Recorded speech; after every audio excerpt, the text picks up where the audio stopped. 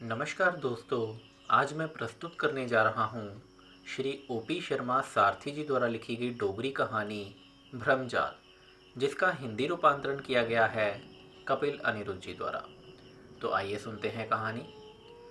उस बालक ने खुरचनी को संभाल कर कढ़ाई में जोर से हाथ मारा। दूर तक कढ़ाई में एक चमकीली पट्टी बन गई। साथ ही उसने व्यंग भरी मुस्कुराहट से कहा, बाबू दूध पी ले, तेरी आवाज़ सुनाई नहीं देती। मैं उसके निकट बैठ गया और उसकी बात का उत्तर दिया, अरे बच्चे, मैं तुम्हें सच कह रहा हूँ। तू शाम को दूध मलाई बेचकर नाटक मंडली में चले आना, तुम्हें कुछ ना कुछ बना दूंगा। पीछे खड़े मेरे असिस्टेंट चौधरी ने मेरी चमचागिरी की। सर, इस जानवर को क्यों बुला रहे हो? क्या इस नगर में अभिनेताओं का अभाव है? मैं दर्जनों लड़के ले आऊंगा, आप चुनाव कर लेना। मैंने चौधरी की पगड़ी की ओर देखा। उसने पगड़ी का चीर सीधा किया। मैंने बड़े प्यार से चौधरी को कहा, चौधरी, गाय को गाय के स्थान पर पेश करना बड़ा आसान है। गधे को घोड़े के स्थान पर खड़ा करके लोगों को बताओ तो कमाल है। यह बालक तुम्हारे कथनानुसार जानवर है, मेरे विश्वास में यह राम है। अब देखना यह है कि तुम जीतते हो या मैं। सुनकर चौधरी ने दोनों कान पकड़ लिए। सर, मैं ना तो चुनौती दे रहा हूँ, ना ही नकार रहा हूँ। सोच रहा हूँ यह बालक आपको दुख देगा और मुझसे आपका दुख देखा नहीं जाएगा। इसे वानर सेना में भर्ती किया जा सकता है। पर साहब कह रहे हैं यह राम है। हाँ चौधरी, इस बार राम यही होगा। बस इसे नाट्यशाला में ले आओ। मैंने बालक को पुनः कहा, अरे सोमू, शाम को नाटक मंडली में चले आना, यह चौधरी साहब तुम्हें लेने आएंगे। रिहर्सल चल रही थी और चौधरी सोमू को लेकर आ पहुंचा। नाट्यशाला देखकर सोमू आवाक सा रह गया। चौधरी ने मेरे कान में कहा, सर, उस राम को ले आया हूँ। परंतु रास्ते में कह रहा था, मुझे महसूस होता है ऐनक वाला बाबू मेरा बिस्तर छीन लेगा। यह आपको ठग समझ रहा है, आप इसे राम समझ रहे हो। क्या कंट्रास्ट है, क्या फ्रेम है।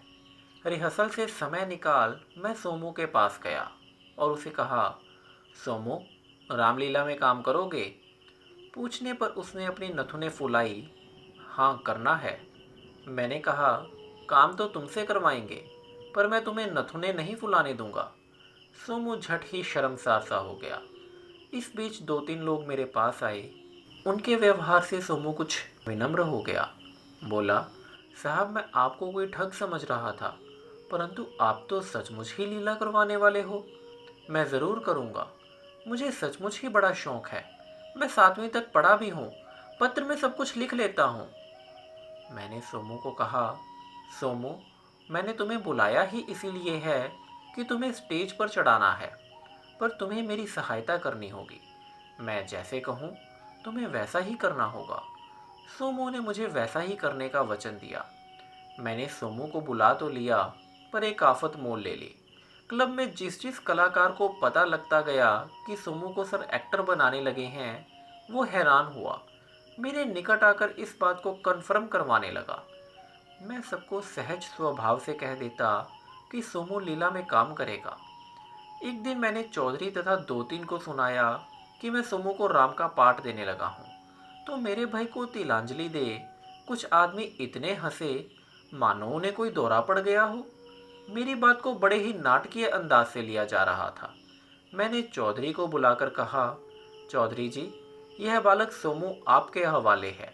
यह लो इसका स्क्रिप्ट। यह आपने इसे याद भी करवाना है और सोमू से सबको तू तू कहना भी छुड़वाना है। इसकी भाषा बड़ी खराब है। चौधरी ने अनमने स्क्रिप्ट ले लिया, कुछ कहे बिना चला गया। 2-4 दिन चौधरी सोमू को याद करवाता रहा। अंततः वह उसे मेरे पास ले आया और कहने लगा, देखो अपने रामचंद्र जी को। मैंने पूछा, क्या हुआ, क्या देखूं? तो चौधरी ने सोमू को कहा, चल बे, सर को सुना जो कुछ तूने याद किया है। सोमू ने कोने से धनुष उठाया और कंधे पर रखा और बोला, शिव धनुष तोड़ने वाला भी कोई शिव प्यारा ही होगा, जिससे भी यह अपराध हुआ वो दास तुम्हारा ही होगा। बाकी तो सब ठीक था। एक तो सोमू व के स्थान पर ब बोल रहा था, दूसरे बड़े जोश के साथ कह रहा था, मानो भट्टी जलाने के लिए पेटियां तोड़ रहा हो। मैंने सोचा यह दोनों बातें तो सही जा सकती हैं, परंतु वह संवाद बोलते हुए दाएं हाथ को इस तरह घुमा रहा था जैसे वह कढ़ाई साफ करने के लिए खुरचनी घुमाता था। मैंने उसे कहा, सोमू, यह हाथ जिसके साथ तू हाथ के फिसलने का संकेत करता है, यह तू धनुष की ओर ले जाया कर। साथ ही जहाँ भी शिव या वाला शब्द आए वह ठीक बोला कर। सर जी, यह आदत पड़ गई है, पर हटा लूँगा। आप तो परमेश्वर से भी बढ़कर हो, मुझे राम बना दिया। सच मानो कई बार धनुष कंधे पर रख लूं तो कंधा हिलाने को मन नहीं मानता। जी चाहता है राम जी बना ही रहूं।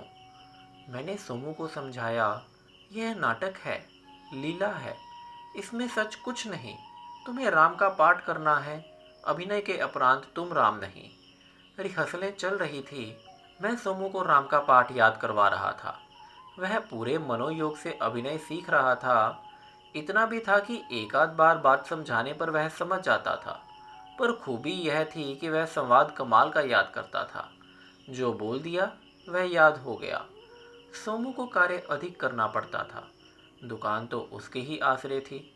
शाह ने सुनाया था वह सोमू को 8 वर्ष की आयु में लाया था। अब तो यह दुकान उसके सहारे चल रही थी। मैंने बहुत बार देखा कि पुराने अभिनेता सोमू के साथ मस्खरियां करते, बातें चुभाते, ठिठोली करते, पर सोमू कुछ नहीं बोलता। मैंने एक दिन सोमू को कहा, सोमू, तुम्हें कौन छेड़ता है, मुझे बताया कर, मैं उसकी खबर लूँगा।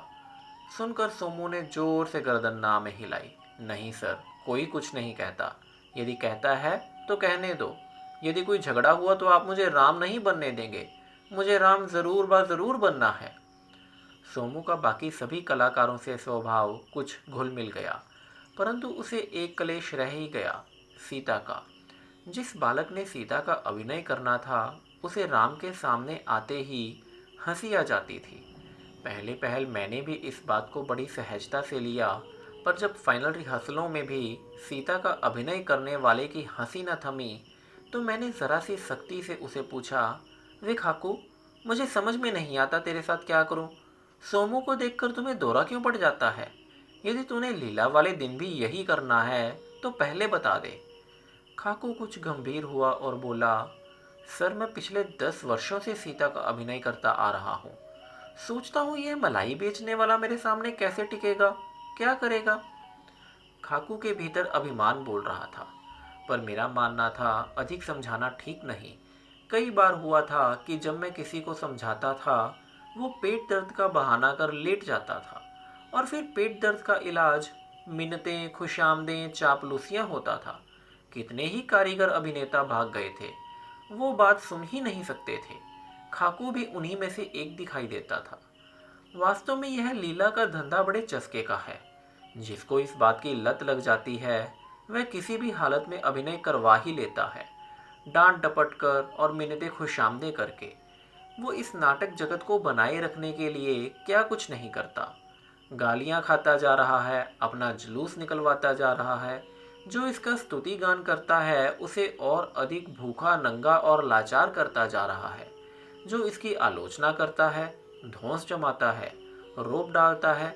जो इसे मानता ही नहीं, उसे बढ़िया से बढ़िया भूमिका देता जा रहा है। अनपढ़ को राजा बना रहा है, पढ़े लिखे को भिखारी का रोल भी मुश्किल से दे रहा है। निंदा करवा रहा है, पर चस्का लालसा लीला की, नाटक का चस्का नहीं छूटता। मुझे अपने आप पर ही हंसी आ जाती। कोई बर्तन साफ कर रहा हो, किसी उद्यमी का कोई स्वामी हो, देखता हूँ जुबान ठीक है, कदबुत नाज नखरा ठीक है, बस मिन्नतें खुशामदे करके ले ही आता हूँ। भला कोई पूछे यदि यह अस्तबल ना भरा जाए तो हर्ष भी क्या है? नहीं, जानवर लाने और इंसान बनाने, उन्हें स्टेज पर चढ़ाना, चाहे उनकी एड़ियाँ पकड़कर क्यों ना रखनी पड़े या बैसाखियाँ थाम कर खड़ा रखना पड़े, पर लीला ज़रूर करवानी। सबसे रूठना, फिर स्वयं ही मान जाना, कोई मनाने नहीं आता। फिर सोचता हूँ ईश्वर को कौन मनाने जाता है, जो मुझे मनाने आए। अपना काम करते जाओ। मुकुट लगाकर एक दिन सोमू मेरे सामने आ खड़ा हुआ। मैंने पूछा, सोमू क्या बात है?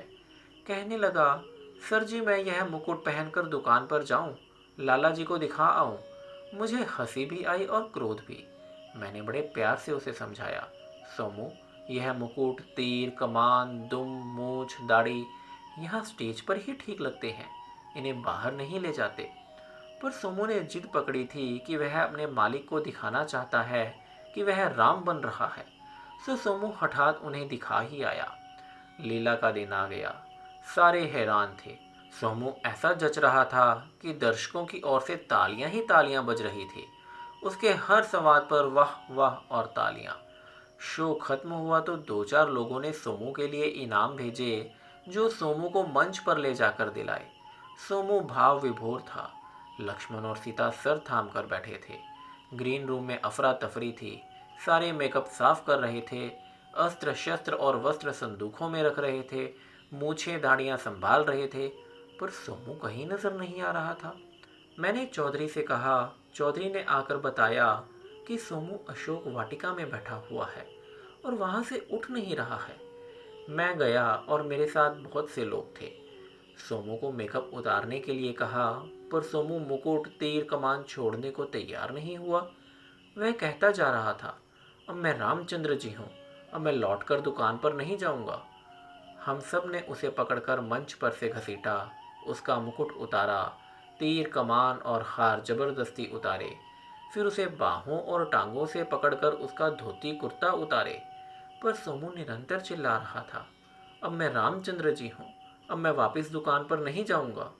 हम सब ने उसे पकड़कर मंच पर से घसीटा, पर सोमू निरंतर चिल्ला रहा था, अब मैं रामचंद्र जी महाराज हूँ, मुझे लीला से नीचे ना उतारो, मैं राम हूँ, मैं अब सोमू नहीं राम हूँ। हमारे सभी एक्टर हैरान परेशान थे।